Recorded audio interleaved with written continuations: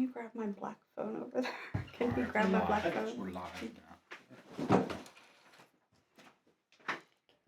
Peace and blessings, family. This is brother Shareef and Ptah Shakur with the Hour of Power. We have another special guest on this Monday. We'll open up with our universal prayer and some announcements with Ptah, and we'll get into this much anticipated interview. In the name of God, the gracious, the merciful, we give him praise and thanks for his mercy and his goodness to the human family. If all the trees upon the earth were pens to write with, and if all the oceans were ink, and then another 7 oceans to add to its supply, the writing would still not be enough to explain the glory of God, for he's the gracious, the merciful.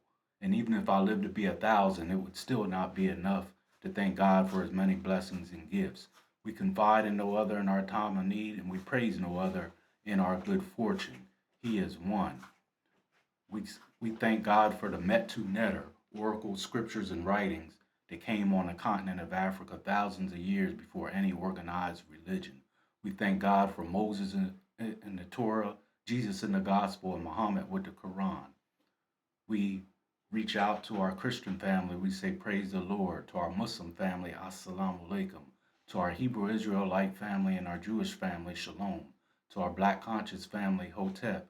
To our Native American family, halito. And to the people in the streets, what's good to you? It all means peace.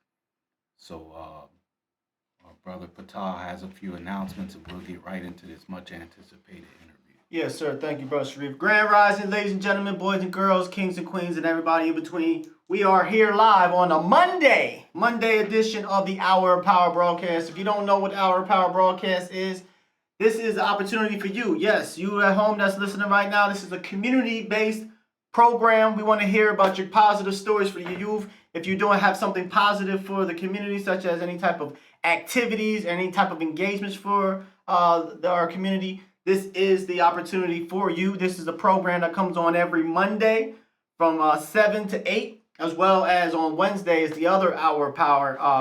The mainstay, Hour of Power is going on for about 5-6 years or so.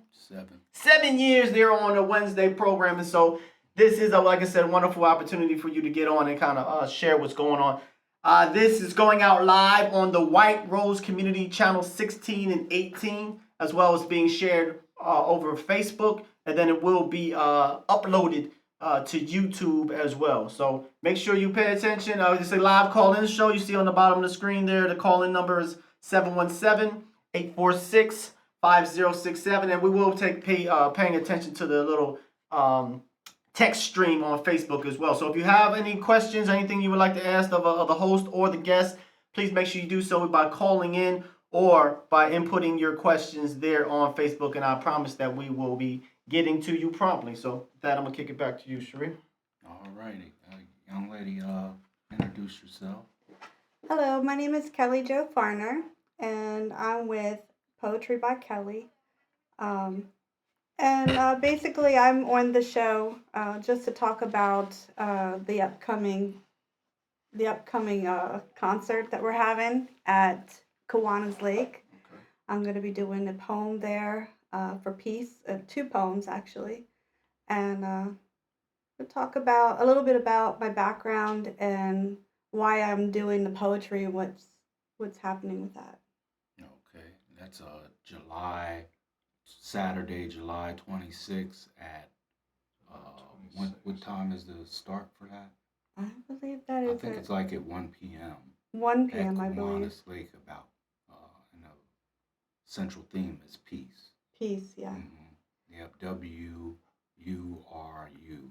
Yes. With Carmen Bryant and Douglas Payne. They're the ones that's really heading that program, and Miss Bryant will be on our show this Wednesday at 8 p.m.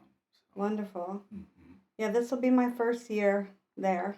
I've never been to it before. Mm-hmm. Yeah, it's a wonderful program. I've been there. I'm supposed to speak this weekend also during the program. So I'm really excited for that. How did you get into poetry? Because you're pretty deep with it. Yeah. Well, when I was a teenager, because of some of the things that I've been through in my life, poetry was my outlet. It was a way to just like get out of my head and just do something that made me feel good. Of course, my poetry back then was a little dark. How it is sometimes. Yeah, it was a little dark, but because of what I've been through, I think that's why. But I've a lot of things that like when I was young, I was like 7 years old when abuse started in my life. But even before that, like when I was 1.5, my mother, she left me and my brother in a playpen, and while my dad was at work, and my dad was away, he was blowing up bridges, so he was away for like 3 days before they found us. Oh, wow. So we were in a playpen. And they said when they found us that I was sitting there trying to remove my brother's diaper and trying to give him a bottle. And we were crying, but there were no tears. And the bottle had spoiled milk in it. I guess that's why I don't drink milk today. But yeah, so then my dad, when he came home, he didn't really know what to do because she left without even giving him any indication that she was leaving. And so um, basically, he had us go round from relative to relative for a little while, and then decided that that wasn't the life he wanted for us. So he gave us up for adoption. He didn't want to, but he did. And yeah, so that happened, and then I was adopted at 3 years old. And at first, I guess everything was fine, you know. I love my mom. She's in a home right now. I love her.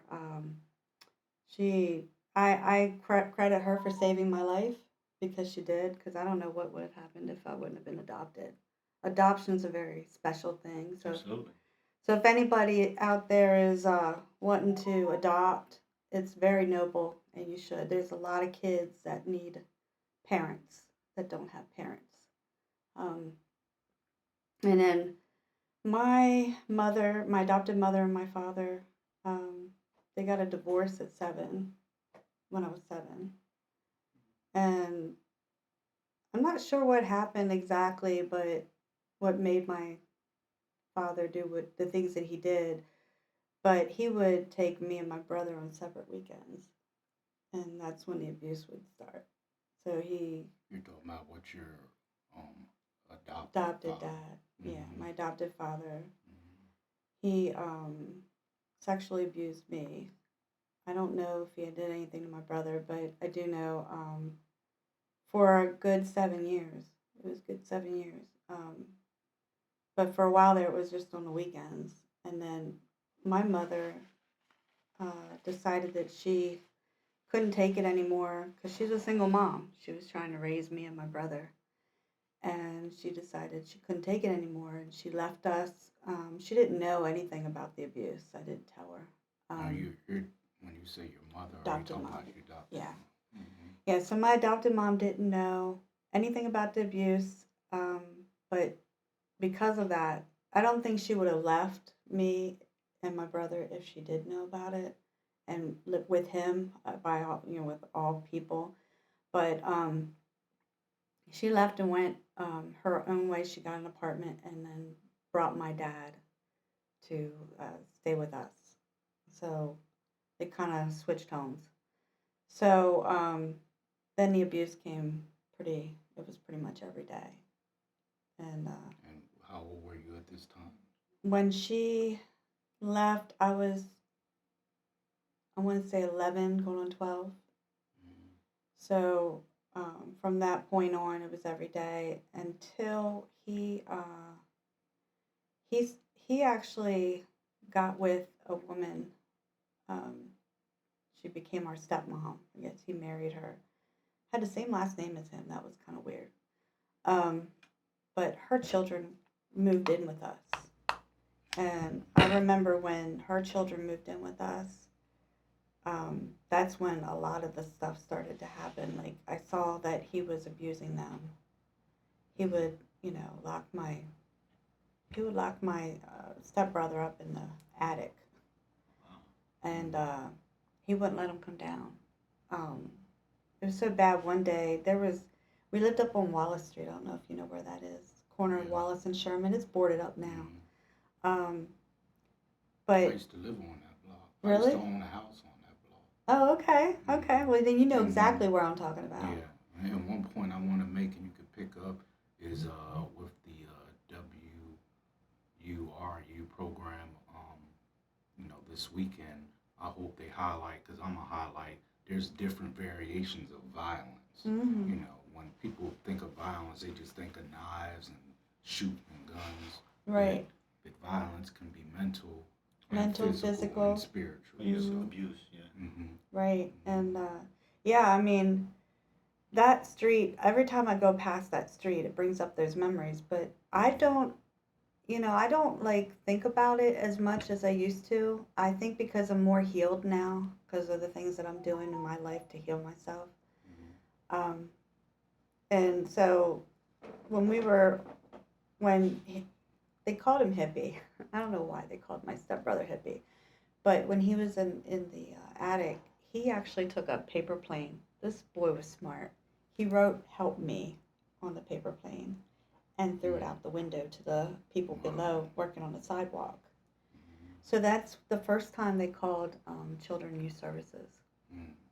So he dressed us up. He had us dress up and, kind of like you coach us. Like, you can't say this or this or this or this is going to happen to you. Oh yeah, put that fear into you. Right. So when they came, there was really nothing that they could do. I mean, everyone was scared to talk, you know. It was just the one day, I think, I got into a really heated argument with my dad the night before I went to school. Um, he hurt me really bad. So bad, like I had like marks on my back from it. And so I wasn't feeling good. So I went to the nurse, the school nurse, and I said, I'm not feeling good. I was going to William Penn High School at that point. And You're obligated to report that. right. Mm-hmm. So she was like, okay, honey. And she started to rub my back, and I went like this. And that's when she's like, may I? And then she lifted my shirt, and then, everything just released. I don't know what happened. I just started talking. I started telling everything. That's good. So then, yeah, she called Children and Youth Services at that point, and I did not go back home that day. As well, you shouldn't. I don't even remember, to tell you the truth. I don't remember where I went that day. This lasted all the way to your high school years. Yeah. Wow. Yeah. So I don't even remember I don't remember if I went straight to my sister's or if there was a hearing and then I went to her, but I don't remember that. For some reason, I totally blanked a lot of everything out, because trauma does that to you. Oh yeah. Your brain helps you to forget, Yes, ma'am. so you don't bring all that up. It's funny because I used to play the piano, and I don't even know how to play the piano now, because that was during the time my mother was taking me. Apparently, she said she took me to the preacher's house to take piano lessons, and the preacher's wife showed me how to play piano. She taught me, and she said I was pretty good, but I don't remember. A mental block. It's like I blocked everything that happened from 7 to that time out. I remember bits and pieces. I remember good times. Like, I remember things with me and my brother when we were walking around, and how we got in trouble by the railroad tracks when he was throwing bottles at the railroad tracks and stuff. But like, I remember little stuff. But that trauma, that makes you forget things, So, and it's probably a good thing that I forgot a lot of things. Yeah. Did your new stepmom know what was going on? I think she had an idea, but I don't think she wanted to speak up. Yeah. And, I can't speak for her, but I knew that it was going on with her. Like, I think I felt more guilty because when the abuse started happening to my stepsister, I hate saying this, but I felt relieved because it wasn't happening to me as much, but it was still happening. But I felt, for the longest time, I felt guilty saying that, and because it just felt yucky to me. Like, why would you feel relieved, you know, because he's doing it to someone else, you know? But I would hear the screaming and stuff like that, and it was just really, it was not a good time. He was a real monster. So. Yeah, well, I will say, because I have Jesus in me, I think that most of the reason why I'm able to get over a lot of this was because of forgiveness. I had to learn how to forgive, That's deep. and when I did that, I knew that I forgave him when I actually went to his hospital room because he was in the hospital where he had cancer, and Well, what happened with the charges with children and youth? oh, he had to go to Alcoholics Anonymous. He didn't really get charged. He just Why was that? They didn't do anything about it. I tried getting him on multiple occasions, like, but they said the statute of limitations ran out and stuff. If I'm understand you correctly, children and youth was called when you were in high school. Yeah, that was back in And that was fresh charges, right? that was back in 1986. He really did not spend any time in jail. He did not do it. They made him go to, because he was an alcoholic, so they made him go to Alcoholics Anonymous, and I don't know if he got probation or what, but he never spent any time in jail for it. Unreal. But I knew I forgave him when I went to his hospital room, and I asked him if he knew the Lord Jesus as a Savior, and I asked him if he wanted to. I said, this is hard for me, but because he never really, like, when I was going for counseling and stuff, he never really came out and said he did what he did, or that he was sorry, right? I normally don't. And it kind of affected me. I'll tell you, in a way, like when I was in the military, I went to the military when I was 17. I went to the U.S. Army. And my drill sergeant looked like the man that abused me. So when he was trying to wake me up at 4 a.m. in the morning and he was hovering over me, I punched him right in the face. I punched him. And they were going to put me out of the military right then and there. But they called my mom because I told them, well, he looked like my dad, and, I had issues with that. And so the first sergeant, he called my mom to collaborate my story. And my mom told him what was happening. And they kept me in there, and that's where I got my counseling. My first time I was ever counseled was in the military. And so, yeah, I mean, it was something. And then, like, I don't know how old I was when I went to the hospital to see my dad, but I told him, I said, I forgive you for what you did, but I don't want to see you die and go to hell. So I want to know that you know Jesus as your Lord and Savior.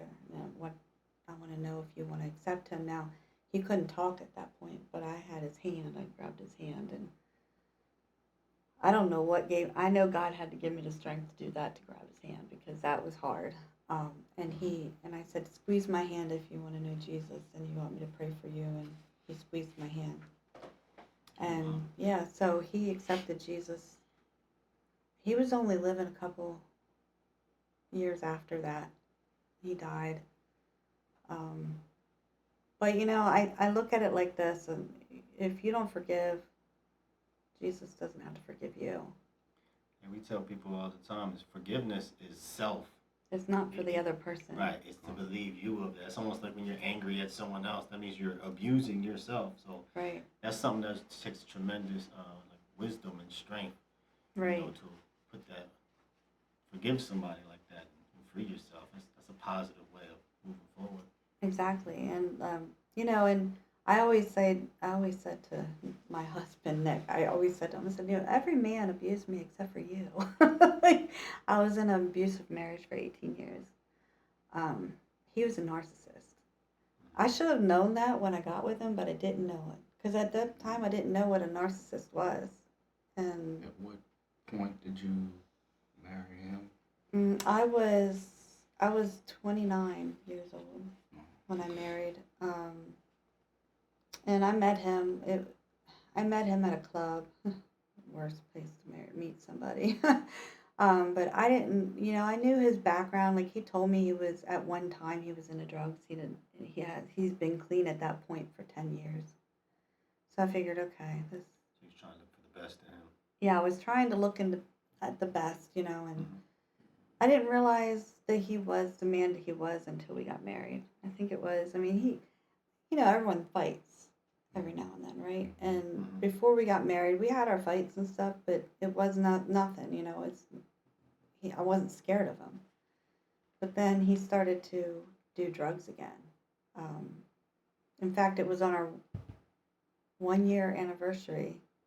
He said he had to stop at this house, and I was to wait in the car, and I didn't know why. It's because we were going out to eat or something like that. And apparently, he told me, he came clean with me then. He told me he had a line of coke at his buddy's house. If we would have never met that guy, he would have never went back into the drugs. Who knows? You never know these things. But coke led to crack, and crack led to different other drugs. Gateway stuff. Yeah, so I was with him for a while.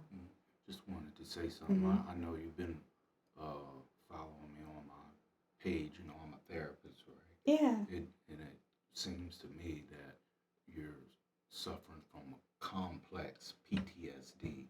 It's a PTSD, and it's a diagnosis called complex PTSD, and that means someone who repeats the not same behavior but victim of the same thing over and over and over again. It almost becomes like their DNA. That's why they call it complex. Because you mentioned that until your husband, every man you met, has been abusive to you. It's almost like you get used to that personality, so you get into that relationship with them over and over again. Right. It's the same trait of the abuser. You're the victim, but the victim is almost drawn to that kind of behavior. Well, thank God I'm not drawn to it now. Yeah. I know. It takes a couple of lessons in life, right? I can tell I healed because, what's really healing about it is the way I get treated with my husband now. He's so gentle. He does everything for me. And I kind of, because we went to high school together, the Red Lion High School together, me and my husband, and we never got together there. We never got together there. That's how it happens sometimes. But well, he didn't like he was very popular. I wasn't. I was what you call a geek. I was in the Leonid like newspaper, and I was. I actually was on the morning announcements all the time. Okay. That's cool. You was bold ever since then. That takes a bold person to be in your student population and put yourself out there like that. Well, I did it for the grade because I was cool. suffering. My grade was suffering in public speaking. Okay. So he's like, well, Kelly, he goes, I can give you a better grade if you become the morning announcements girl. And I have to thank him though, because if it wasn't for my teacher doing that, I probably wouldn't have came out of my shell because I was very shy at that point. So. Yes, Did you ever get counseling at any point for the trauma that you've been through? Yeah, when I was in the military, I got counseling. That's right, you did mention it. Yeah, I got counseling in the military. It was pretty good counseling too. And a while back, I want to say probably when I first got with my husband now, I was seeing a therapist for it, and she helped me get over some of the things that I was struggling with, like the forgiveness. I was really struggling in that area. She got me past that. She got me to really realize that it takes time. Like when you say you forgive somebody, I don't believe that you forgive them right at that moment in time. I believe it takes a while. It takes a process to forgive. It actually took me years to really, really, truly forgive. But a lot of it, the poetry helped. writing about it helps. Because I always tell people, if you journal, you're getting those emotions out on paper, and it helps you. It's like you are your own therapist, because you can really truly heal through words.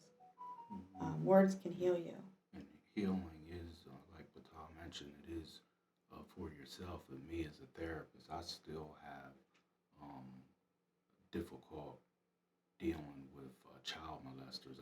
I've talked about it on my podcast that I believe child molesters are worse than murderers. And You're right. the reason and the science behind that with me is, at least with a murder, even though you can't come back from that, at least there can be a reason for it. Someone could have made you mad. You could have used a weapon. It could be some kind of reason for murder. But there is no reason for a child molester. You don't accidentally trip into a child's room and molest them. Right. And it's not their fault. So I don't want to hear no one talking about that. So there is no reason for Right. molesting a child, but it can be a reason for murdering someone. Right. It could be self-defense. You could have lost your temper, anything. I think the only thing that I would say, because I do talk to women that have been molested, and I say hurt people hurt people. Yes. So with that being said, and it's not right by any stretch of the means, because you got hurt, you should hurt. Like, you should break that. You should break that off, like, right away. There's no reason for taking advantage of an innocent child. No, there's no reason whatsoever.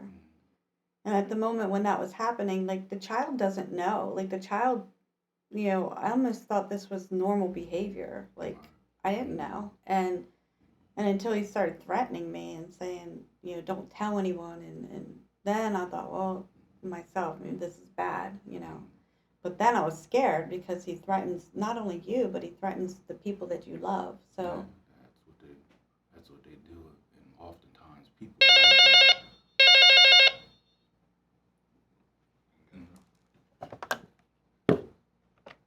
Our power. Hey, how are you? Hold on a second. Hello? Hello? he's not on speaker. Hey, Kelly. Hold on. Hold on 1 second. Hello? We're trying to get the phone to work on the speaker. We're trying to get the It's a new speaker to phone work. here. This isn't the same phone.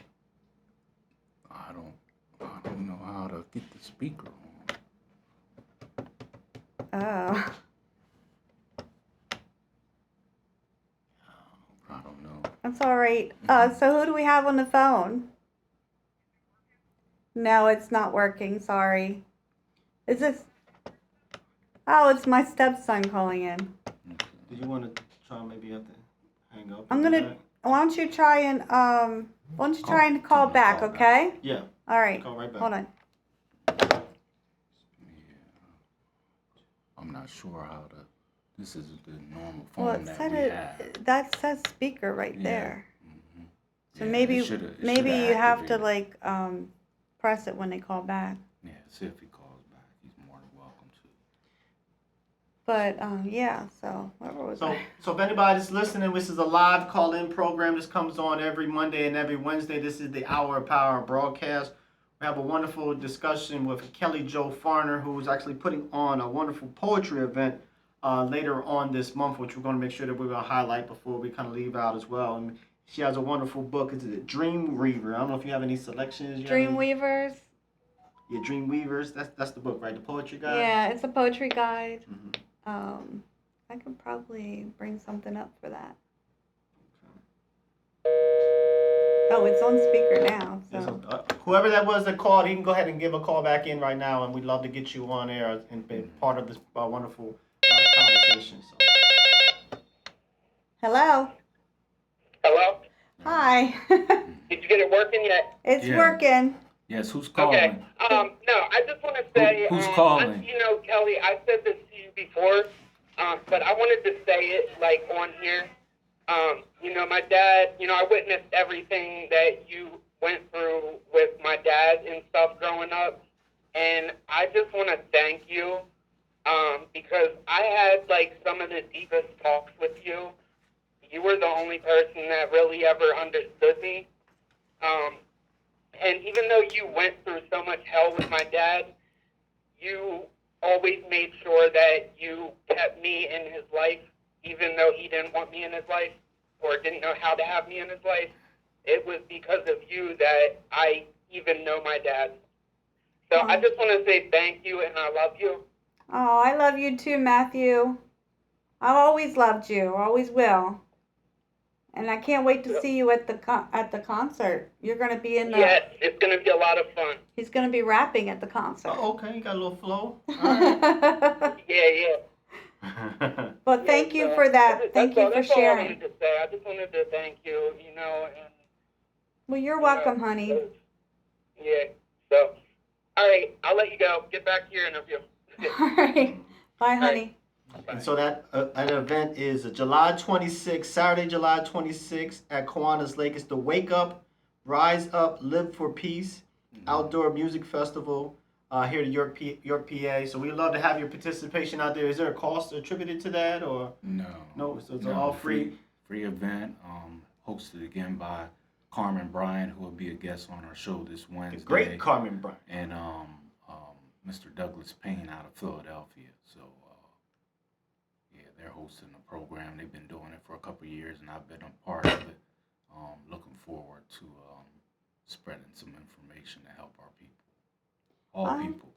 You know what? I can give you guys. You got a little selection here going into your phone. Well, I think what I'm going to do. You know Yeah, what? I'll do it here. I thought you shared it all. When you did that live, you were sharing so many of your poetry, and that's when I said, don't give it all away. Don't give it all away. You got to give a little teaser out there. You said you have plenty, so I'm looking. Yeah. So let me I'll get one up here. And while you're doing that, let me give you your flowers because it takes so much tremendous strength. And I actually put that in a little heading down there that some of the world's greatest lovers and healers and people that give have went through the traumatic hell and been broken to pieces and actually learned how to heal themselves. And hence, when you learn how to heal yourself, then you become a vessel to sharing that healing, loving type of frequency. So if you're out there going through hell, you're going through abuse, understand that some of the greatest healers that have ever existed, they didn't have the butterflies and the Care Bear. They didn't have the whole peaceful, serene lifestyle. They actually had to go through pitfalls, or what we call selling the bloody seas, to eventually heal themselves so they can have that flowery bed of ease. And so keep persisting, keep your head up, and wonderful examples like Kelly Jo Farner. I know you're reaching. If we can just reach one individual, I know you already had a tremendous effect on the gentleman that called in, but if we can just reach one individual that's going through all forms of abuse that we were saying, the mental abuse, the sexual abuse, and things of that nature, physical abuse, we definitely need to speak out. And we want to make sure that our youth, make sure that we imbue them with the courage enough to speak out, that they don't have to hold on to this for the rest of their lives. Because I know there's plenty of people out there that has never spoken up. And even to this very day, it may just still be just ravaging them. And so clean your heart, clear your spirit, and share it. So you're a wonderful example. So I just want to give you the flowers. Thank you. And so I'm trying to get this one up here. It's called The Weight of Unforgiveness. If I can get this up. Weight of unforgiveness. That just sounds heavy. Yeah. I hate when because I go through I have a poetry page. Okay. Yeah, it's called Kelly's Literary Haven. I can put that on the little heading there. Kelly's. Yeah, Literary Haven. I have both a page and a Facebook group. So let me see if I can actually The Weight of Unforgiveness. It was literary what? Haven. Haven. Thank you. Literary. I did this before and it came up, so we'll see. That's cool. We got time. And if you're listening, like I said, this is the program that comes out live on White Rose Community Channel 16 and 18. This is being spread across through Facebook, and it will be downloaded to YouTube as well. Okay. So this is called the weight of unforgiveness. It festers deep, a wound that won't heal, a constant reminder of pain that's real.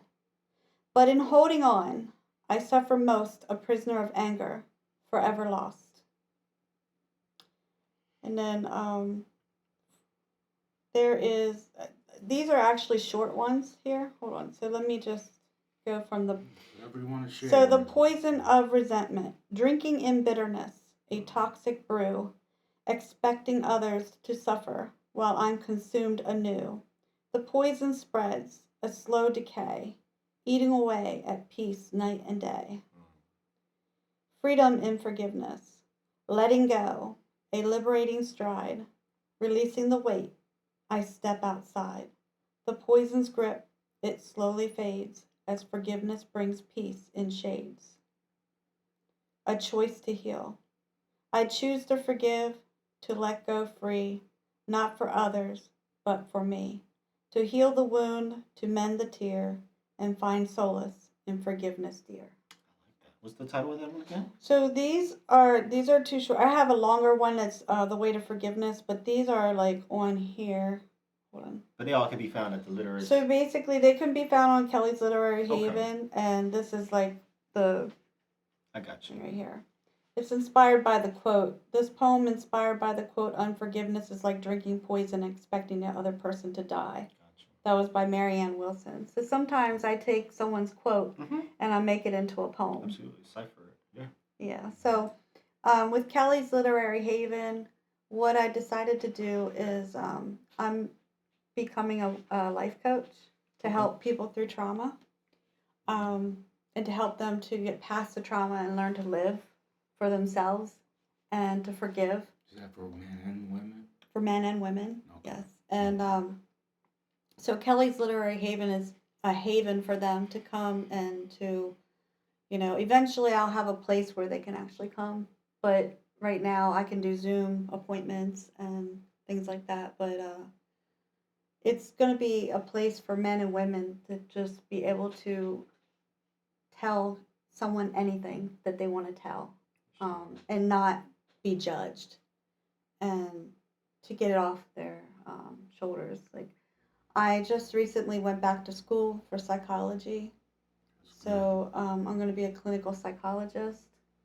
That's going to take a couple years, but in the meantime, I'm doing the life coaching in the meantime. And I'll have, for the men and women that are going through the trauma, we'll be having courses in poetry and things like that, so they can like learn how to express their trauma, put it on paper. And some of them will be able to write books, and I'll help them publish their books and things like that. It's powerful. I can even bear witness to it. I had a little bit of trouble in my teenage years, and I got with a gentleman, and I started to write raps. At that time, everybody was writing. Then eventually, my notebook of raps kind of turned into like little diatribes, and then it turned into some poetry. You know what I mean? So it's definitely healing. Get your pen on the paper and get it out of your mind, and then you can then you put it back in your mind. You can kind of like sort things out a little bit better, but you got to give it out. Most of us, if you don't have a success team out there, you don't have anybody to kind of speak to, and particularly gentlemen, if you can hear me as well, a lot of men are kind of hesitant to reach out to therapists and things of that nature. So that is an option if you don't want to get other people involved because of ego constructs. Go ahead and write it down. It's Take one of my courses. Absolutely. Life coach courses. Yes. Yeah, because for men and women, because I've seen it. Like, I've seen it, the abuse with my stepson, and I've seen what he's been through. And he turned to drugs, and his dad actually made him smoke crack in front of him. And so he got hooked on the crack at an early age. And I'm so proud of my stepson because he started rapping, and he started healing himself through rap, and he got into a program where he, ended up, doing better. And he's actually been clean a while now, so I'm really proud of him. And if he's still listening right now, understand that's the same thing that happened to DMX. DMX actually had someone in his family that actually introduced him to hard drugs. He before he said he was a young person, like 9 years old. Like, man, how is it somebody that I'm under the care of, gonna just betray me like that? However, he didn't let that stop him, and that allowed him to be extra in expressing himself. He reached quite a bit of heights of fame and influentialness. If I would have known that that's what was happening at that time, I would not have allowed that to happen. But I wasn't there when it happened, but and at that point I didn't really know what drugs were at that point before I was introduced to them from him.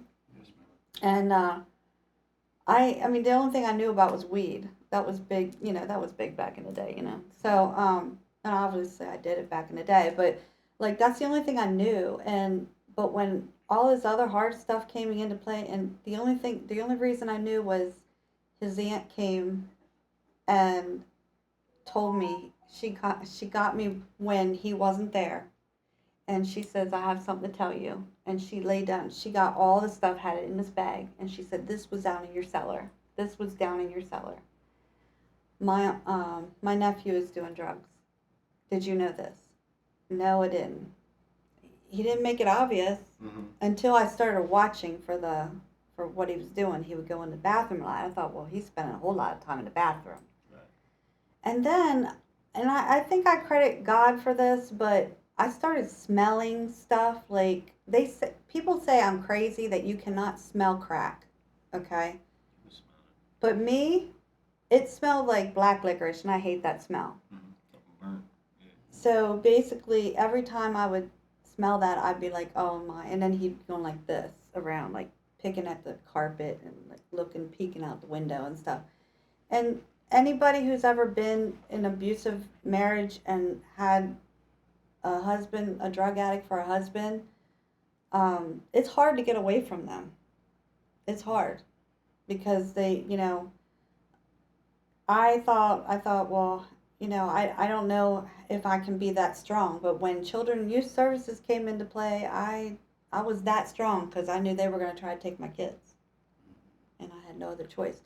But I sent him to a rehab in Florida, and $10,000 of my money went to Florida, and he literally left the rehab and came back less than 30 days. So then when I figured out he wasn't serious about getting healed or out of the drugs, I wasn't serious about staying with them. Yeah. And this abuse, me as a therapist, this abuse is really difficult for men because women are more apt to share their feelings in their abuse. Men are really difficult sometimes to deal with getting help because of their ego. Or, society tells us we gotta be Superman. Suck it up. Well, he kept saying he didn't need help, that I needed help. I was like, okay. But You point the finger That's back his at the defense. yeah, it is. And, and now that I know that I've been through it, I know exactly, I, from a psychological, coming from a psychological view, they say that addiction is a chemical imbalance in the brain, Yes, ma'am. okay, and it's a disease. But then, and some part of me says yes, but it's also a choice. Yeah. So, like, you chose to get into it, but now it's a disease that got you, right? So you chose to get into it. So if you wouldn't have chose that lifestyle to get into it, then you wouldn't have that disease, So, but I kept telling him, because he kept saying, it's a disease, I can't help myself. Okay. Yeah, if you tell yourself that. Yeah, you're your own worst enemy. And Right, that's exactly. rock you to sleep that way. Exactly. So, yeah, and I kept telling him, like, you're going to lose your family. You're going to lose your family. And then he did. And then he wasn't happy about that. And, I left and I went in a townhouse. I got in a townhouse and I ended up just, I think a couple years after that I got with my husband that I have now. So, I mean, that's a valuable point that you have there. For everybody that's out there, man or woman, if you pour your energy and love into someone to assist them, remember the first love is unconditional love for yourself. You cannot fully love another person until you love yourself. And so Sometimes you got to allow people to kind of go around the block a couple times. And by you being a positive role model and example, you have no idea how that gravity actually helps people become the better version of themselves, because now you're a role model. So for everybody, you don't have to stay in that place. You don't have to keep badgering and beating that same person down and trying to put clamps on that person and control them to be right and shake them to their brains to be right. Then you just choose to make yourself turn into the great example of that, and then they can follow in your footsteps. And I'm all about unconditional love. Like, I still love unconditionally, okay? And even to this day, even though he was that man, I'll still, because I love God, I have to love him. But I don't have to like what he did to me, and I don't have to accept what he did to me. So, and I could just forgive him, and I did. So, I'm glad he's remarried now and he's with somebody else, but I'm glad I'm with somebody else because my husband means the world to me. So, but yeah. So when did you get into therapy? A little over 10 years ago. Awesome. Yeah, went through school. Strange thing is, when I used to live in North Carolina, I used to be a pest control technician, and I would always go to this lady's house to, do her service.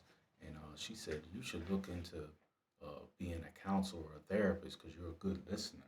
It was the furthest thing from my mind, and I started looking into it and looking into the steps I had to go through, and I took her advice. And first, I went to school for criminal justice, and then my master's program was in counseling and therapy.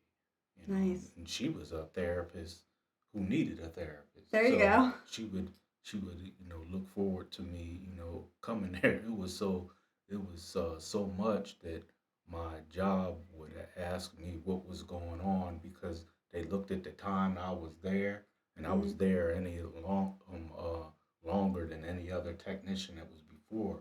They said, what's going on with you, Miss So and so? I was like, she always wants to talk, so I ain't gonna not. They thought something was going on because I was there for so long. Compared to any other technician, that she would look forward to talking with me, and I would just listen to her. And, That's great. She had a lot to get off her chest, and I would just listen to her. And she said, "You're a good listener, and you're so gentle. You would be a good therapist." And then eventually, that's what I got into. Well, a therapist needs a therapist too, Oh yeah, we all need therapy. Everyone needs someone to vent to, and I have a therapist myself. I see him every week, sometimes every 2 weeks, and I express to him what's going on with me. I ain't no different than anyone else just because I have that title. So Yeah, I think we all need therapy. Yeah, that's how I vent, myself. So yeah, that's how it is. So you took criminal justice too. I did also. I went to Colorado Technical University. Yeah, you gotta have an undergrad before you just don't start out being a therapist or a counselor. You gotta have that related undergrad, class. So that's what I did. And when I was in North Carolina, I was known for helping, young Black and Latino men to get out of trouble and deal with their trouble. I worked with a lot of boys groups, so that's pretty much my career. I kind of wish I would have gotten into this sooner. I was doing other things, like I was in different businesses and things like that, and nothing really lined up for me the way I wanted it to. And it just so happens, like, I'm really passionate about this. So if you're passionate about something, you tend to do better when you're passionate. I mean, don't get me wrong. I was passionate about my event business, and I had 2 retail stores. I was passionate about helping business owners, Just but didn't hit your heart. it didn't hit my heart to stay in. And also me having being around a lot of people. This is going to be funny on July 26th. Being in a group of people, because I have an illness. I don't know if you guys know what lupus is. Oh yeah. I have an illness. So my immune system's not too great. So, like, that was another thing. Like I was always at these events where these events were like a lot of people, and then after the event, I would get sick. Um, I would get something because people like to hug on you and things like that, you know. And I mean, they couldn't help it. Obviously, they didn't know, and I didn't really make it known. But yeah, and so I don't know. And also too, I'm very intuitive. I'm an empath. Yes, ma'am. So when you're around a bunch of people and have all that energy, different energies, it took me like 7 days to recuperate from one of those events. Okay.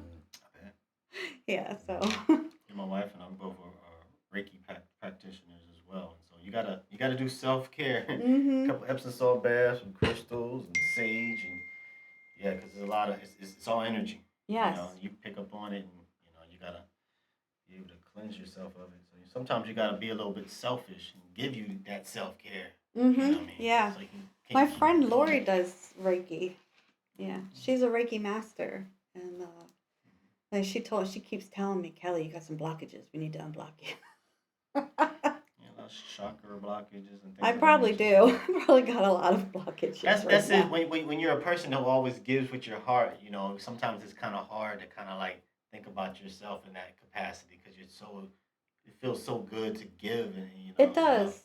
I think it does. It's your purpose. I really like giving. My adopted mother, she's in a home now, but she's 86, Yes, ma'am. and I just went actually to see her this past weekend, and I told her, I said, "Remember you said that I should write a book?"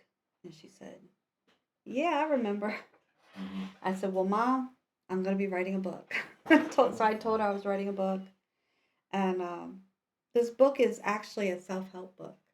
So when you go through it, it's 365 days poetry guide. Okay. So when you go through it, like you'll have Monday through Sunday, right? Mm-hmm. And it'll have like a certain like it might have like helping with your I don't know goals or something like that, you know, Goal and then setting and goal things. setting and it'll like help with trauma. I think I have a bit on there on trauma too, things like that. So it'll have it has a quote, one of my quotes. It has a poem that I write, a poem for the week. It has each day you get a quote and a poem, and then I'll have some reflection questions, Mm-hmm. and then a poetry exercise Okay. for that day. Getting involved in doing something. Yeah, so they can actually go every day to this book and just do that for that day. It takes like 10-15 minutes Yes, of ma'am. their time to do it, and it helps them to for whatever's going on in their life. So I'm determining whether I want to put Christian like Quotes. like not Christian quotes but like scripture in there. Mm-hmm. I think I wanted to make it neutral for everyone, so the first book at least. Yes, Because ma'am. I'm actually gonna get another book that's gonna have like Christian quotes and scripture and stuff like that. I'm gonna do that, but I wanted to make this neutral for everyone, Okay. so they don't feel like alienated. Yes, ma'am. You know, Yeah, it's so many people across they believe in all different things. ethnic groups. No, I'm just saying everyone. Yeah. It don't matter who they are, what religion they are. This abuse goes across all ethnic lines. Oh, it does. Yes. You know, Yes. anyone that says anything different, I know, so. And it's quite unfortunate that we have some evil people in this world. Yeah, but without evil, we can't have good. Without good, we can't have evil. So, like, it's good and evil. I just have a different belief on how people like that should be, Dealt with? handled. Yeah. Because it isn't no mistake to do this. Like I said, as bad Right. as murder is, you can't come back from that. But at least there's a reason for it. There Mhm. is no reason for this. None.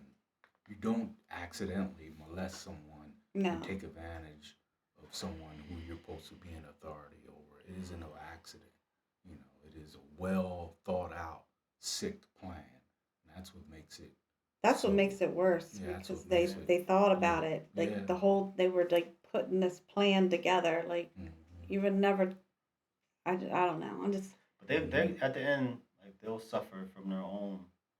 That's why the Deeds. quote it says, "Forgive them, Father, for they know not what they do." So when you actually transgress on a child of God, someone who is a shining beacon of light, I don't gotta fight battles with you. I don't gotta fight you. You got your own thing to fight. You know what I mean? So Mm. Yeah, I gave my life to the Lord at 7 years old. I was at a Bible study, and it was down in the basement, and they had different kids from the neighborhood just come down in the basement and stuff, and that's when I gave my life to the Lord. yes, So been through different religions since then, and then came back. So like, I tell people you it may feel like you're traveling in a circle, but it depends on your perspective. Things don't it's really like a spiral. Just think of like a spiral staircase. If you're Mhm. looking at it from the top down, it just looks like this a circle. But if you look at it from the side, it's a spiral. So you may be in a similar situation. Like, why am I back in this situation again? But you got a degree of wisdom that you didn't have before, and eventually you just break free of that whole situation altogether. yeah, yeah. So I don't know. I just think that people can heal, but they have, well, first of all, they have to want to like work on it, work on their healing. I know some people that walk around and they play victim all the time, and it's victim, victim, victim, Yeah. but they don't want the healing, That's what they get used to. and they get used to that. And I think to a point, you got to become the victor. Like, you can't stay the victim all your life. You can't claim that. Mm-hmm. You don't claim it. There's this thing called name it, claim it. You just don't claim that. Just, you have to claim healing over your life. As we finish out, your one poetry that you have is a little longer. You want to finish out with that, or how Let me long see. does it? Let me see if I can get it up here. And while you're getting that up, I'm just going to read some of the comments that people put in there. So thank you, Matthew. Matthew just mentioned a lot of people stuff it down so long that they're afraid to let it come back and to process it. So it's kind of like when you take all these unresolved issues, it's kind of like being in a pool of water and you take one of those beach balls, and you're trying to hold it down underwater. It takes a tremendous amount of energy but like it's natural inertia. It's going to pop back up. And yeah, we had a little situation with the sound. Thank you, Mr. Harrison on there. Had to put our brother is soft spoken sometimes, so I put the microphone up so he can hear very well. And so Mr. Brabham says, "What's up, E? I miss you, little bro." So he said E, so he must have known you for quite a while. And so other individuals kind of popping on here, sharing a little fist and just showing the support of you and your story as you Thank you. share it. It's very, very inspirational. And again, this is the Hour of Power broadcast. We're concluding down, but we could take a call or two more if you're interested. And calling number 717-846-5067. This is the community program we have. Did Mr. Harrison try to call in? I don't believe he did. Oh. He was just saying about the sound. Oh. So just like I said, it's a live call-in program, community program. So we're here with Kelly Jo Farner coming up on July 26th is the Wake Up, Rise Up, Live for Peace Outdoor Music Festival. That's going to be here in York, Kiwanis Lake. Please come on out. Families come on out. There's going to be food. Oh, yeah, who's food. cooking? I don't know, but I know Free I'm event. eating. I gotta say that free event. Come out, and it's beautiful weather. So I guess hear some great music. Get to meet some great individuals and hear an inspiring stories. So we share with everybody to come on out and participate. So I'll end with this one. This is called Scars That Shaped Me. Scars that shape me. Shape me. Okay. Yeah. How many scars are you justifying? The ones that mark your heart and mind? The weight of memories? The pain you've known? Do they define you or make you blind? Scars tell a story of trials and strife, of battles fought and lessons learned in life. They shape us, mold us, and make us strong, a testament to where we've been and where we belong. Perhaps it's time to see them in a new light, not as reminders of pain and endless night, but as badges of honor of a life well lived, a map of your journey where love and strength have given. So let's reframe. the way we see our scars, not as weaknesses, but as signs of who we are. For every mark, every line, every crease is a story of resilience and a heart that beats. All righty. This is Brother Shareef and Ptah Shakur on the Hour of Power. We have Ms. Carmen Bryant coming on our Wednesday edition of the Hour of Power, so definitely tune in for that. Thank you so much for your time. Thank you for having me. Appreciate All right. it.